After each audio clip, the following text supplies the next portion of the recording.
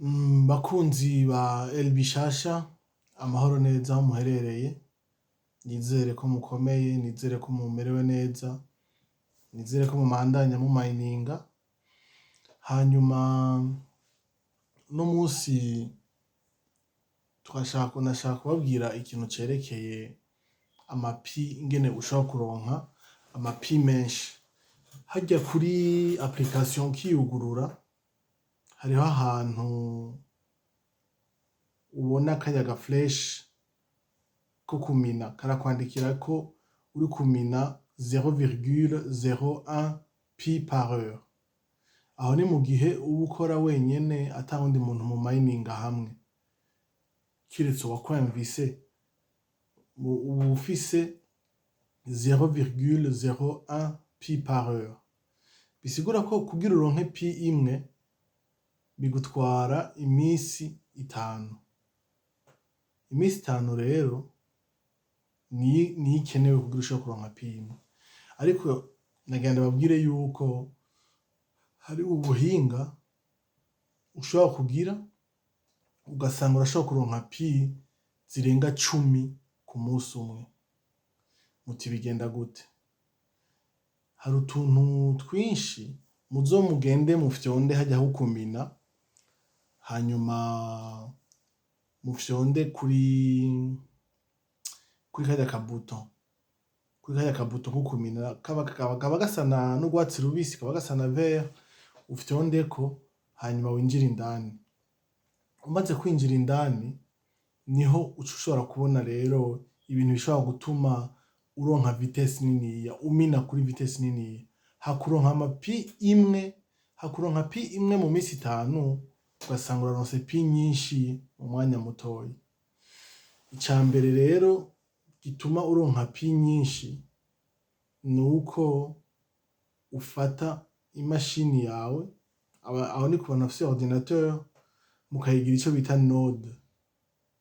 Iyo ordinateur yawe iri node uraronka amanota.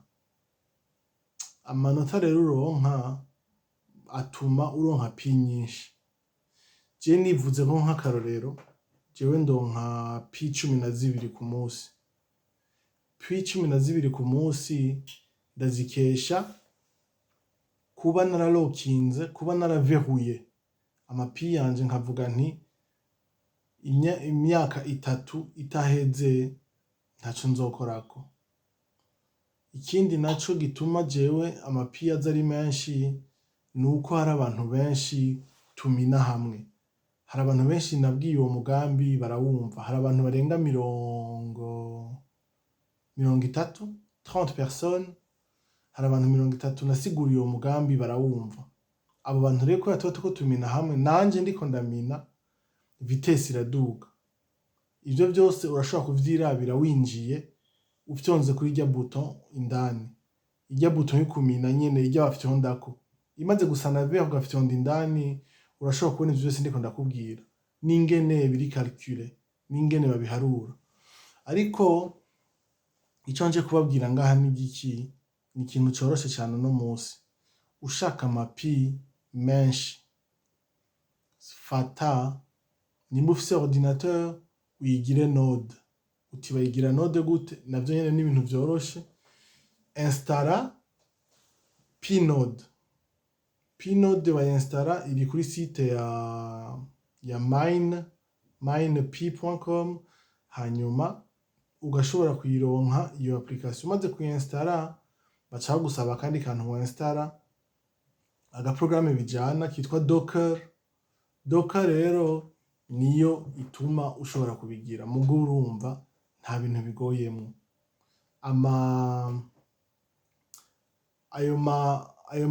Iyo node mwumva ndiko ndavuga, ugiye ukagira recherche kuri internet gatoyi, ukagira Google ukandika uti P-Node, ni ibintu bisanzwe cane uca ubibona. Ivyo ndiko ndabibwira ku bantu bafise amamashini. Ku badafise imashini namwe mukaba mushaka amapi menshi, ni ugutumira abandi bantu. Urumva ugira kubashiramwo bakagira kuronka amahera, ariko kugira baronke nawe bategereza kwinjira kuri node utilisateur yawe. Batinjiye kuri node utilisateur yawe nta kintu wowe uzobona iwawe, kubera baca bavuze ati personne ne m'a invité, nta muntu n'umwe ashikirwa, kubera d'abord bahera kuri zero, baca bahera ku mapi zero, ariko aramina nta muntu amukurikirana, equipe de ménage yiwe aba ari we wenyene. Urumva rero kugira bikunde nuko mwofata mukabwira abantu bose bo mu muryango, mukababwira muti abo mwitayeho kandi bavyumva, mukambwira ati injira, hanyuma winjiye ukoreshe code d'invitation, ukoreshe nom d'utilisateur yawe. Nom d'utilisateur ni imwe wakoresha mu kwiyandikisha ugitangura. Hari ahantu bakubaza ati prénom hama nom, munyuma bashaka kubaza nom d'utilisateur. Ku batayibuka ni ibisanzwe cyane. Iyo utibuka nom d'utilisateur urashobora kuja muri option. Option ni twa tuntu dutatu turi hejuru ibubamfu, twa turongo dutatu, ugaca ufyondako ugaja muri profile. Ufyonze kuri profile niho ushobora kuja ubona nom d'utilisateur itanguzwa na arrobase. Muga irya arrobase ntibayishirako. Arrobase iyo nom d'utilisateur. Ico kikaba ari ingene ushobora gutumira umuntu kugira yinjire ku izina ryawe. Kurya je mpande babwira nti mwinjire hama mushiremo nom d'utilisateur El Bishasha. Irya El Bishasha uyinjiyeko, jewe tuba turi muri equipe de ménage iwawe, uca ubona ko hari umuntu umwe muriko muraminana hamwe, aba ari jewe. Nanje iwanje nca ndakubona yuko turiko turaminana, ni magiriranire, nta byo kuvuga ngo kubera ngo jewe ngo ndiko ndamina ngo je nca ndonka vitesse nini ngo we nawe ntaco wunguka. Nawe uracunguka kubera tuba turiko turamina hamwe, nanje mba ndi umwe muri benshi iwawe bariko baramina. Ariko rero urumva iyo utagira umuntu n'umwe, muravyumva namwe ingene biba bimeze. Icanyuma c'uno munsi cerekeye kuronka amapi menshi ni kuveruya. Kuveruya, iyo ugomba kuveruya amapi yawe, benshi ntibabikora. Nababwiye ugitangura ntibikunda kuveruye. Ni etape igira, ni etape numero 4. Etape numero 4 ntikunda iyo ugishikaho. Iyo ucugurura pi ntibikunda kuveruya amapi yawe. Mugabo haheze imisi 4, etape numero 4 irakunda, ukinjiramo ukavuga ati 100% de mes pi, amapi 100% ndayabitse imyaka 3 sinzoyakorako. Nivyo nama mpanura abantu. Ariko hari abavuga bati ka jewe ni 10% 7 yego, bagaca barindira rero abe make bayabone, aho bizozira, aho bizogera ku isoko bagaca bayadandaza. Ariko urumva rero ivyo si ibintu nogaruka kuno munsi nje narabivuze. Hariho amasanamu navuze nti kudandaza pi no kwihenda. Hariho n'amasanamu navuze ibintu vyerekeye, nari natanguye ndiko nabisigura ndavuga nti umuntu nabateye inkuru y'akarorero ko umuntu yadandaje ama bitcoin 550 ku madolari 5. Nayo hariyo amasanamu y'ivyo bintu, murashobora kuyabona ndayashiraho. Iyo kudandaza amapi ko ari kosa, nongere nshireho amasanamu ngaho impande y'ivyo nyene nako ndavuga. Ariko rero mu guheraheza sinogenda ntavuze yuko ivyo vyo kuveruya ariko kuzibira amahera ukavuga ati je sinzoyakoresha, ni ingingo ifatwa n'uwo ari we wese, ni umuntu ahitamwo.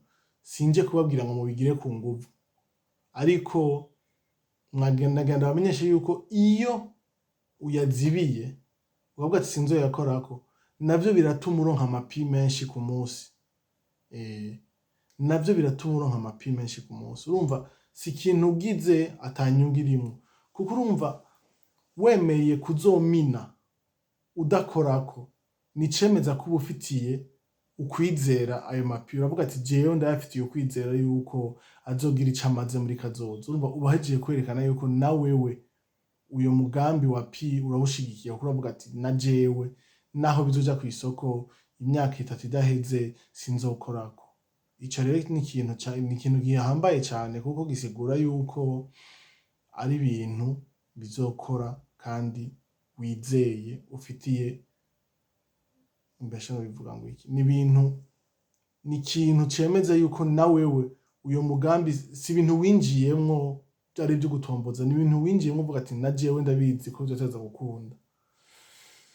Nivyo, musigare neza, hanyuma mubibwire abandi, mubabwire ingene bashobora kugwiza amapi, ntibagume kuri rya 0,01, nayo nyene mumenye ko izokoroka mu misi iza. Ni ibintu niko biri, biranditswe, barabivuze yuko umuntu ntazoguma aduza amapi, arya amapi ntazoguma aboneka kurya nyene, bizotera bimanuka gushika naho hazogera igihe kugira uronke pi imwe bizotwara umwaka canke imyaka 5, kuko nababwiye bigitangura